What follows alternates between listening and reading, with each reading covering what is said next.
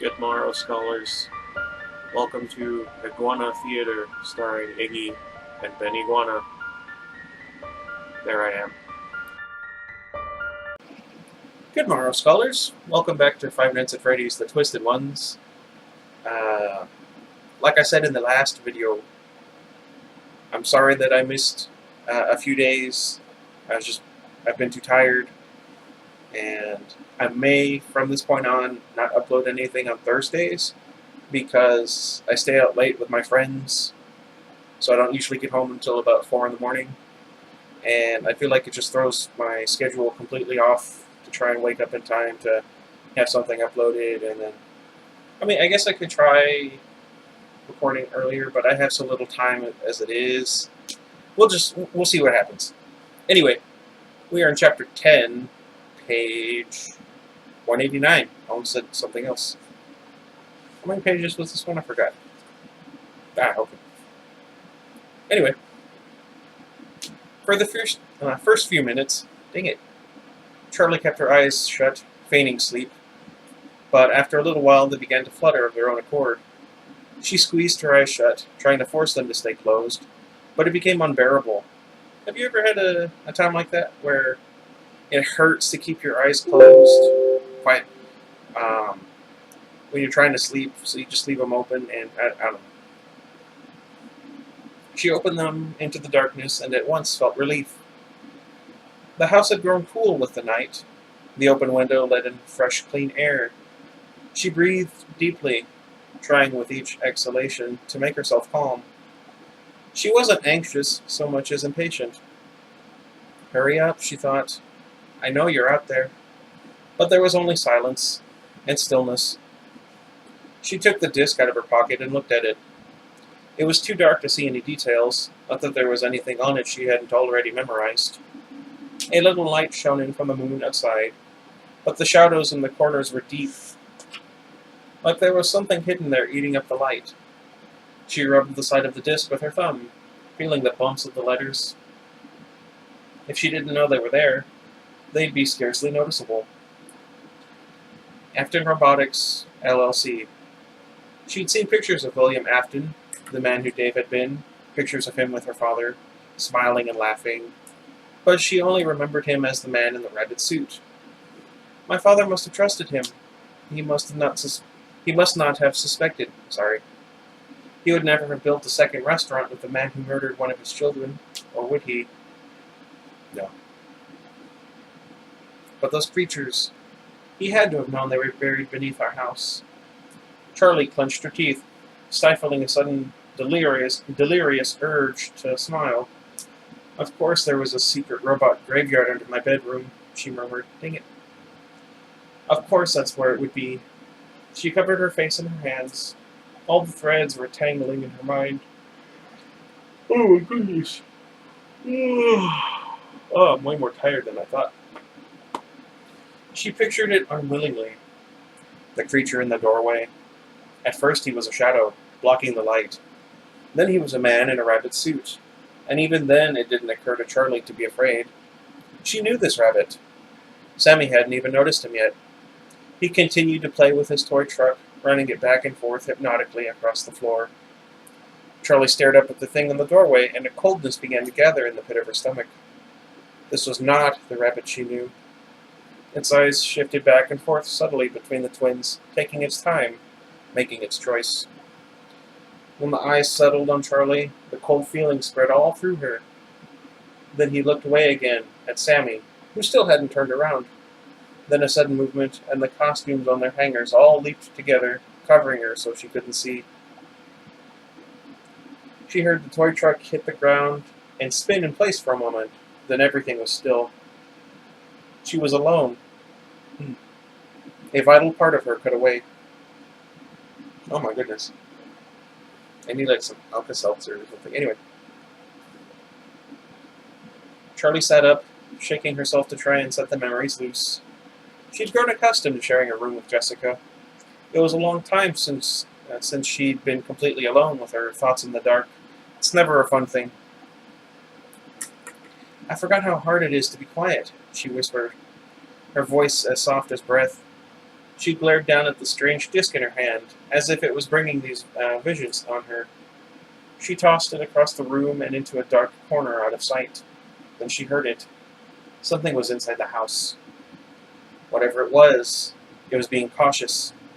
She heard creaks from somewhere distant, but they were slow and muted. Silence followed. Whatever moved was hoping the sound would be forgotten. That's a scary thought. Charlie crept from the bed and approached the door carefully, pushing it farther open and leaning out agonizingly slowly, until she could see deep into the living room and the dining room beyond that. A part of her kept returning to the thought that she was in someone else's house, that she was the intruder. "Hello?" she called, almost hoping for an answer, even an angry one demanding to know what she was doing there. Maybe John would answer, happy to have found her and come running from the darkness. Only silence returned her call, but Charlie knew she wasn't alone anymore. Her eyes widened, her heartbeat drumming in her throat, making it hard to breathe. She took careful steps over the stone tiles, and down the short hallway to just outside the living room, where she stood to listen again. A clock chimed the hours in a different room. Charlie walked on the edge of the living room and stopped again. She could see most of the house from here, and she scanned the area for anything out of place. Doorways surrounded her like gaping mouths, breathing night air from the windows she'd opened. There was a long hall heading from the farthest corner of the living room to a different bedroom. It was one of the few places she didn't have a clear line of sight into. She edged around the leather sofa in front of her and across the circular rug that filled the room. As she walked, she could see more of the hallway slowly revealing itself. It stretched out farther and farther. Charlie stopped mid-step. She could see into the far bedroom now. It was full of windows and blue moonlight, and there was something obstructing her view. Something she hadn't noticed while she was moving. Now its silhouette was unmistakable. Charlie carefully looked around again, her eyes adjusting to her surroundings. To her right, another large door led down a single step and into the large den. Bookcases stretched up to the ceiling, and a putrid air emanated from inside. Beyond the bookcases was another shadow that didn't belong. Charlie bumped into a lamp and startled. Dun dun dun. She hadn't even realized she was moving backward. The front door was open wide. Charlie nearly bolted toward it, trying to escape, but she stopped herself. I don't know anymore. But she stopped herself. She took a breath and stepped softly back toward the bedroom, checking her shoulder, over her shoulder as she went. What is wrong with me this morning? She went back to the bed, sliding her bare feet on the wood floor so her steps would make no sound, and eased herself slowly onto the mattress, cautious to keep the springs from creaking. Charlie lay back, closed her eyes, and waited. Her eyes twitched, every instinct she had shouting the same thing. "Open your eyes! Run!" Charlie breathed steadily in and out, trying to make her body go limp, trying to look asleep. Something is moving. She counted the steps. 1, 2, 1, 2... No. They were slightly asynchronous. There was more than one of them. 2, maybe all 3, were inside the house. One set of footsteps passed her door, and she let her eyes flutter open for an instant, just in time to see an indistinct shadow cross before the crack in the door. Another set of footsteps sounded like they were in the side hallway, while a third... She screwed her eyes shut tight. The steps fell still outside her door. Her breath was shuddering. She almost hiccuped as she inhaled, and she bit her lips together. The door was gliding open. Her lungs tightened, pressing her for air, but she refused. She hung on to that single breath as if it were the last one she'd ever get. "I'll find you." She clenched her fists, determined to remain still. The footsteps were through the door now, crossing the floor with a heavy tread. She kept still. The air above her stirred.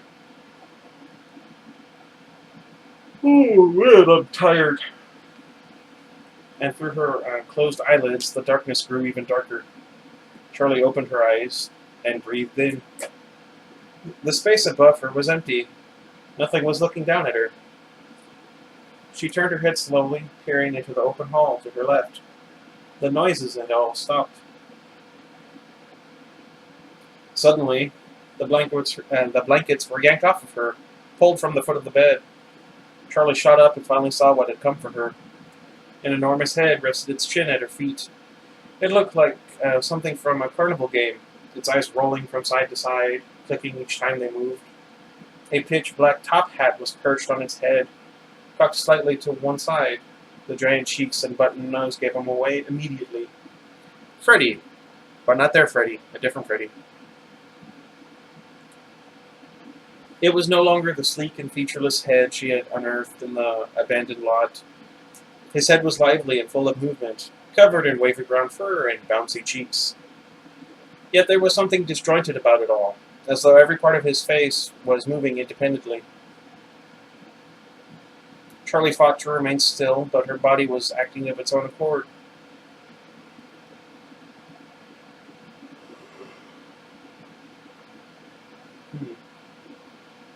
Squirming and pulling to get away from... What the heck was that?